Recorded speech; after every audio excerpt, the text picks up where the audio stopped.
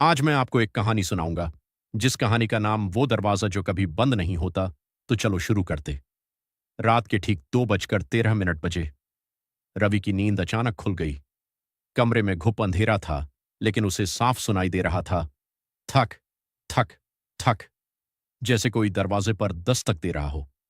रवि ने घड़ी देखी। रात के 2:13 हो रहे थे। उसने सोचा, इतनी रात को कौन हो सकता है।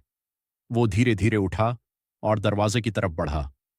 जैसे ही उसने हैंडल पकड़ा, दस्तक अचानक बंद हो गई। रवि ने दरवाजा खोला।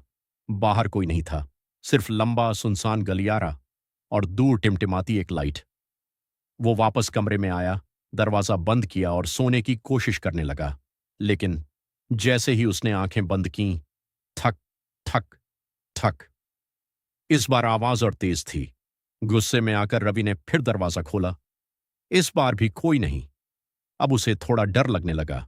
उसने दरवाजा बंद किया, लेकिन इस बार उसने ध्यान दिया। दरवाजे के नीचे से किसी की परछाई दिख रही थी, जैसे कोई ठीक बाहर खड़ा हो। रवि का गला सूख गया। उसने हिम्मत करके पूछा, कौन है? बाहर से कोई जवाब नहीं आया। बस वो परछाई धीरे धीरे हिलने लगी और फिर एक ठंडी डरावनी आवाज आई, रवि, दरवाजा खोलो। रवि का दिल जोर जोर से धड़कने लगा। तुम मेरा नाम कैसे जानते हो? कुछ सेकंड सन्नाटा रहा। फिर वही आवाज, लेकिन इस बार और भी पास से, क्योंकि मैं अंदर हूं। रवि के हाथ से दरवाजे का हैंडल छूट गया। उसने धीरे धीरे पीछे मुड़कर देखा। कमरे के कोने में, अंधेरे के बीच, कोई खड़ा था, लंबा, काला, और उसकी आंखें पूरी तरह सफेद।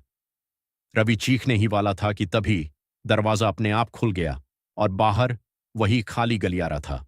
अब परछाई अंदर नहीं थी, वो बाहर खड़ी थी और धीरे धीरे फिर से दस्तक शुरू हुई। थक थक थक।